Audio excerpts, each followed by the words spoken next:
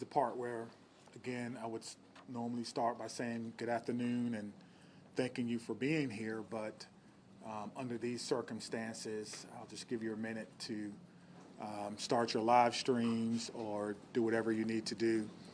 And while you're doing that, my name is Chief Sean Barnes, S-H-O-N-B-A-R-N-E-S. I'm currently the Chief of Police for the Madison Police Department. I'll be providing a brief update of the school shooting that we had today in Madison. There is some information that we're not going to release because it's still an ever-evolving situation. You'll hear from some of our representatives from our city and from our county. And behind me are a lot of people who came together today to make sure that the day ended well and that everyone else was safe. So with that being said, I'll go ahead and start my remarks. Today truly is a sad day for Madison and for our country. It is a day that I believe will live in our collective minds for a very, very long time. Here are the details. Today at 10:57 a.m., our team was called to the Abundant Life Christian School in reference to an active shooter. We know that 3 people are dead, including the suspect shooter. We know that the suspect shooter was a teenage student who attended the school. At this time, we're not releasing the age or gender of the student or any other identifying remarks about the student. 2 other people have died. That died were a teacher and a teenage student. 6 other people were injured.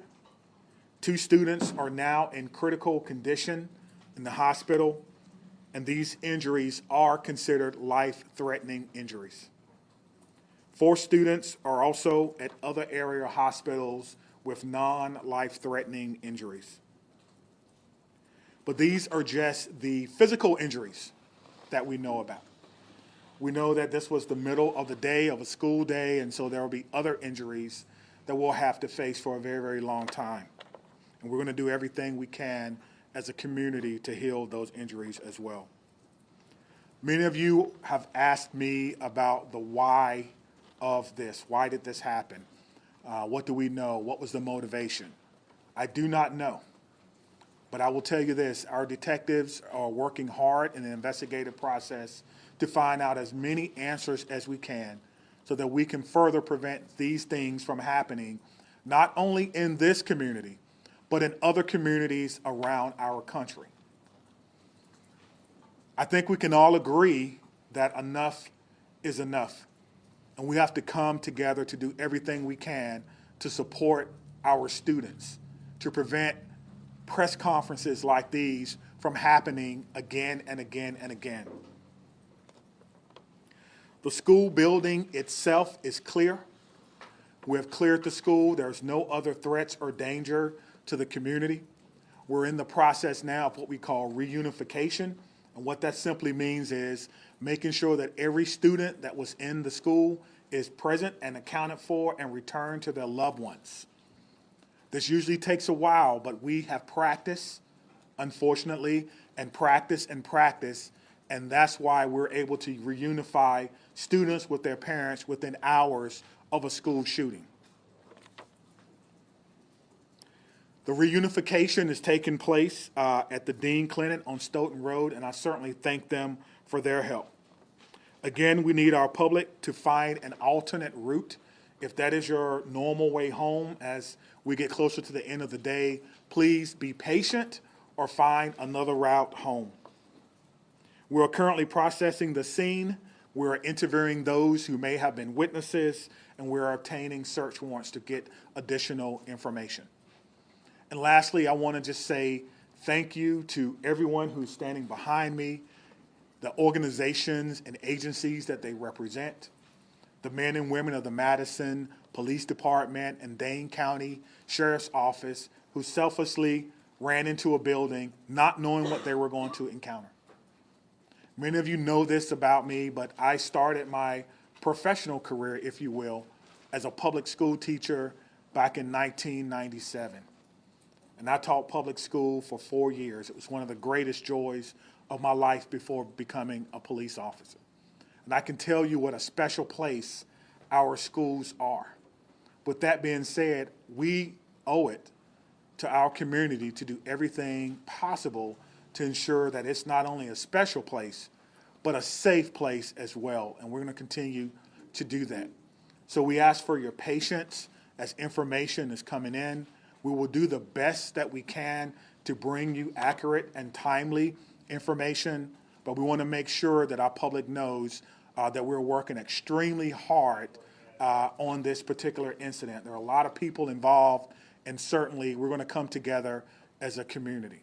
I'd like to bring up at this time Police Fire Chief Chris Carvin. Thank you, Chief Barnes. Before I start, the only thing I can say is this is not a place that any fire chief or any one of us would ever want to be, and I can't believe I'm standing here today talking about this incident. The fire department is a part of this community, much like all of the folks standing up here with me today. Our hearts are with and our arms are around everybody impacted today and everybody within our community.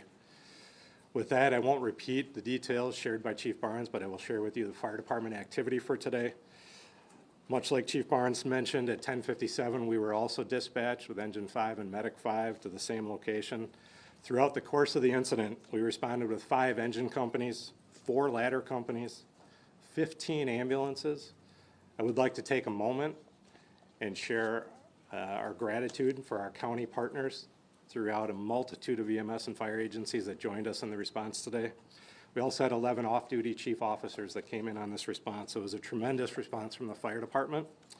We transported 4 patients to St. Mary's. We transported 3 patients to the University of Wisconsin hospitals. On the arrival of our crews, I can say my gratitude to our membership for what they did and their selfless actions today. It's hard for me to place into words what they ran into as well. They did that immediately, they did that selflessly, and within a course of 15 minutes, from the first transport to the last transport, all the patients were on their way to the hospital. So to our membership within the Madison Fire Department and within all the emergency services, my gratitude, my recognition of the work that goes into this, the training that went into this, that again, we had hoped we would never have to put into practice. One more time on behalf of the Madison Fire Department, our hearts are with you, our arms are around you, and we will be with you throughout the duration of this. So at this point, I'll step aside, turn it over to the mayor. Thank you, Chiefs, both of you. This is an incredibly sad day for our community. As you've heard, there is no danger to the community at this time, but our entire community has been impacted by this tragic incident. On behalf of the Common Council and the City of Madison staff, I want to offer our heartfelt condolences to the victims and families and to the whole Abundant Life community. Our focus now is on supporting them and supporting the victims and their families. And we will continue to do that through the coming days and weeks. I also want to thank our first responders, the police, fire, the medical staff, for their quick action and their life-saving efforts.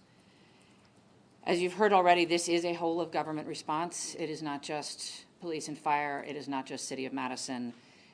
We have folks from all around the county. We have folks from multiple agencies engaged in both the initial immediate response and the ongoing support, and will be engaged for days and weeks to come. I also want to thank the White House and the governor and others in the federal government and state government for reaching out to offer their support and help. We will be drawing on resources as needed going forward. But the most important thing right now is to make sure that we are centering the victims and their families, and that we are doing whatever we can to support them and to help them heal, and to lift our entire community up through this difficult incident. I am on record that I think we need to do better in our country and our community. to prevent gun violence. And I hoped that this day would never come in Madison. It is not something that any mayor, any fire chief, any police chief, any person in public office ever wants to have to deal with. And so I will ask our entire community and our entire country to do whatever we can to make sure that no public official ever has to stand in this position again. And now I'll invite the county executive to the podium. Good afternoon, everyone. Today, our community is reeling from the heartbreaking and senseless tragedies at Abundant Life Christian School in Madison. As a mom who received a text from her son at a high school here in the city of Madison wondering if he was safe, I can tell you, this hits you in the gut. Our community is better than this. Our country is better than this. Cannot continue. My heart goes out to the victims and their families and the students and the educators, and the list goes on and on. Every one of us is affected by this unimaginable and unacceptable violence that has hit our community today. Dane County stands united in grief with the Abundant Life Christian School community. The Sheriff's Department, the Department of Emergency Management, Department of Human Services have all been on the front lines. My phone has been ringing from people across our state and our nation asking what it is that they can do to help our community. And right now, it is our time to be committed to supporting this school, these students, and these families, and our first responders who went into that building during this devastating time. We must work closely with our law enforcement officers and first responders, mental health professionals, community leaders, and policymakers to ensure that we are taking care of one another. No community should ever have to endure such a tragedy. And my administration is going to do everything that it can to provide assistance to those who have experienced this devastating loss, and also do everything that we can to prevent such tragedy from occurring. To all of those who are grieving in our community, please know that you're not alone. Dane County stands with you. We're here to support you in any way possible. Please reach out and ask for help. The governor's office, as well as the mayor's office, and I will continue to update the public as we learn more. But please understand, there are many things that we cannot share with you right now. This is an active investigation. This is an active case. The SSM Health Clinic near the intersection of Buckeye Road and Stoughton Road is the Reunification Center. I know that that has been out, but we need to make sure that folks know where it is that they can go to be reunited with their children. Again, in the coming days, we are going to make sure that we are supporting those that have been most impacted by this. But folks, reach out, ask for help. This does not need to be the reality of our community. Thank you. All right, we'll start over here with questions. Chief, can you tell us, how did this unfold? Can you give us a bit of a timeline, how your officers got into the building? So we received the call at approximately 10:57 a.m. Someone from the school called 911 to report that there was an active shooter.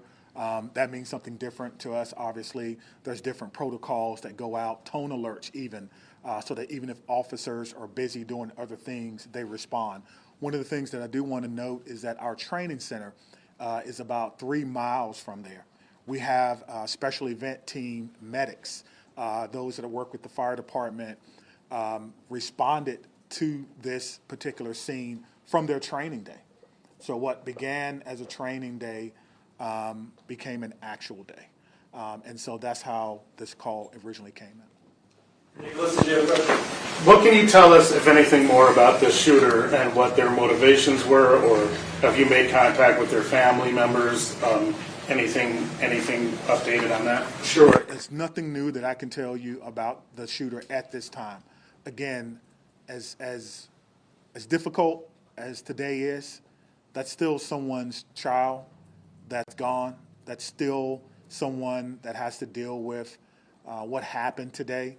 And so we want to make sure that we can ensure as much cooperation as we can. You asked me about why, as I stated before.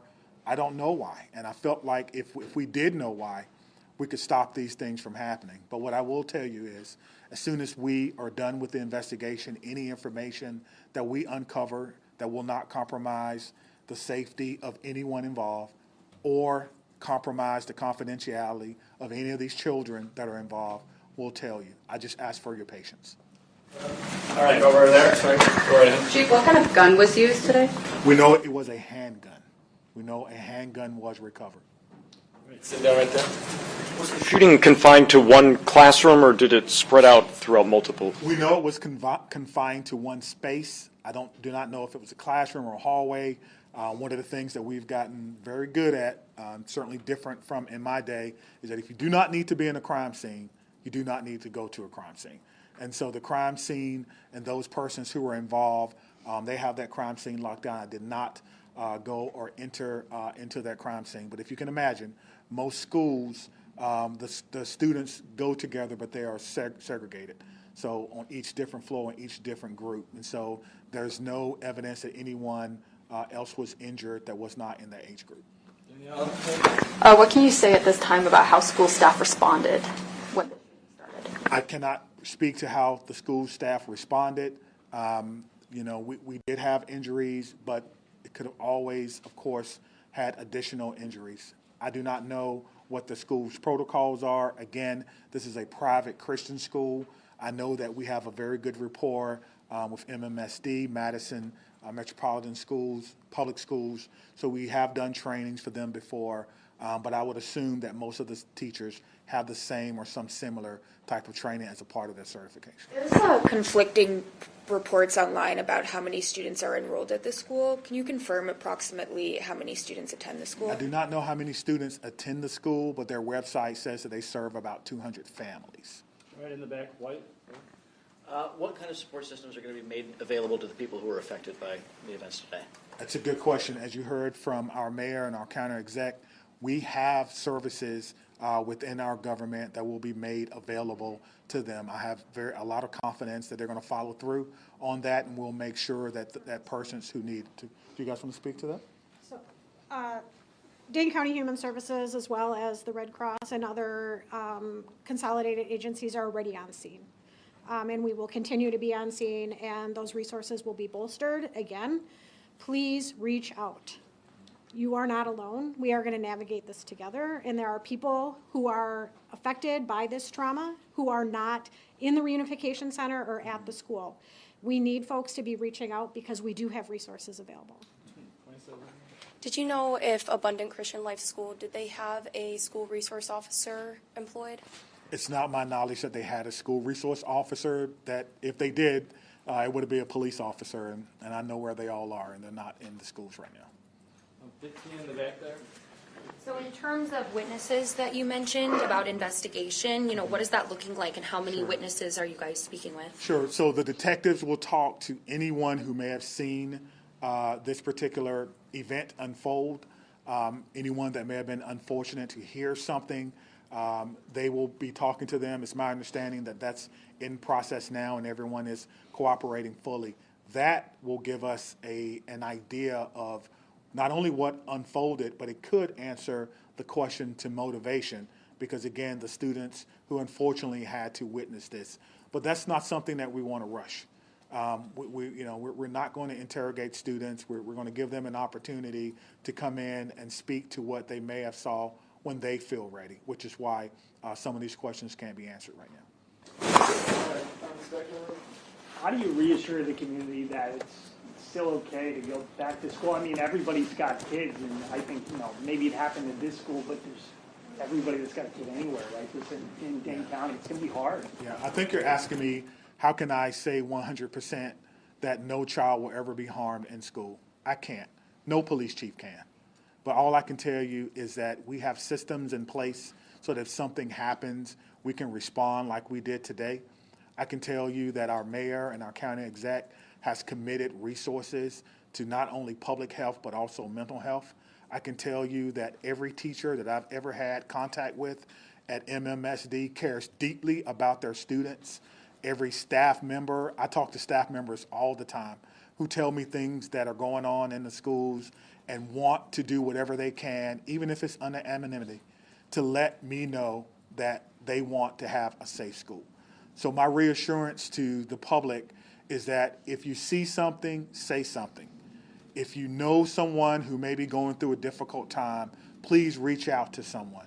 And I think what I can do is make sure that our police department is transparent and open and honest and inviting for people to call and give information. I think MMSD does an excellent job of that, and the same thing can be said for any other private school. If you want to give information or you need someone to talk to, I can promise you we'll have someone there to get that information.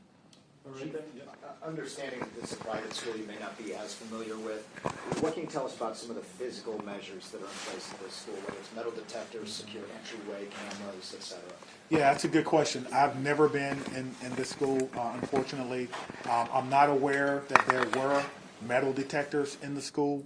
That's something that we can certainly look at. Most schools have some form of surveillance or public space cameras, but that will be, of course, part of the investigation process. Scott? Chief, can you clarify, you said 7 were injured, but 6 were hospitalized. Does that mean one's been treated or released? And secondly, is the shooter's family cooperating with the investigation? Yeah, so it's 2 questions, but let me try to handle the first one. So I'm trying to go back to my notes. So we do know that 1 person was pronounced at the scene, and so that may be the 7th person. But we can get you all that information just when we're done. I'll have my PIO give that to you so you can report it accurately. And what was your second question? Is the shooter's family cooperating? At this time, yes, So you have made contact with the shooter's family? we have. And what were the steps taken to do that? It's through the investigative process. Okay. Laura? Yeah. Is the shooter's home being searched? We've got some information about that is ongoing. Yes, obviously, once we have identified, we have initiated a search, but we think that search is either ongoing now or that search may be concluded. Of course, it's about safety. That's the first thing, making sure that people are safe, and then we'll go from there. This has been, this has been an amazing day for everyone. And so if you have someone who is deceased, who may have been a shooter, you want to make sure that their family is okay. You don't know. And so that is what we're doing right now. It is about the safety of everyone. This is going to be a long day for the Madison Police Department. We just want some of your patience. Had the school had any prior threats? And then just, jumping off of that, do you know if the shooter had any prior contact with law enforcement? We do not know that the shooter had any prior contact with law enforcement, but I did do a check of the school. There were some calls, but they were like 911 hang-ups, things of that nature. There was nothing that suggested that the school was a place that violence would occur. Chief, I know that you mentioned that the shooter died of a self-inflicted gun wound. Did that happen before officers arrived at the school or when the shooter saw officers coming into the school? Yeah, so let me say that the cause and manner in which the shooter died will be determined by the inmate. But what I can tell you is the shooter was dead upon our arrival, police department arrival, and no officers fired their weapons. Okay? Lucas? What are these search warrants you're executing, or are they at the residence on like the device the shooter had? I'm sorry. The extent of the search warrants. Yeah, so the extent of the search warrant is to be able to go in a place that we don't have permission to be in and make sure that everyone is okay. And then if there's any evidence that we think we need to collect, we could only do that with the use of a search warrant. And so, again, we have to determine if there is evidence that we will need. Everyone wants to know what led up to this. Are there any additional threats to public safety? Is this person or was this person by themselves? There are a lot of questions that we want to answer, but we have to answer the safety questions first, and then we'll move on to some of the more investigatory questions. Are you in possession of any of the shooter's devices? I am not, no. Stephanie? I'm wondering about metal detectors. You mentioned in the first meeting that you were not a fan, and that this school probably doesn't have them. And do you know other schools that do? Do you think that that's something we should start talking about, metal detectors in schools? I guess the question is, would you want your child to go to a school with or without metal detectors? I can't answer that. I can't. Right now in a school Yeah, without them. yeah, absolutely. So the idea is to create the safest environment that we can without metal detectors. That is my answer. Chief, this was a shooting at a Christian school right before the Christmas holiday. Can you address the impact of that? And is the Christmas holiday at all, in your belief, related to as a motivation for the shooting? Yeah, so to the question of motivation, we don't know why, but to the question of so close to Christmas, we have a lot of people going to be impacted. If it's a Christian school, then obviously our holidays, our Christian holidays are very important to the students, very important. It's a time for family.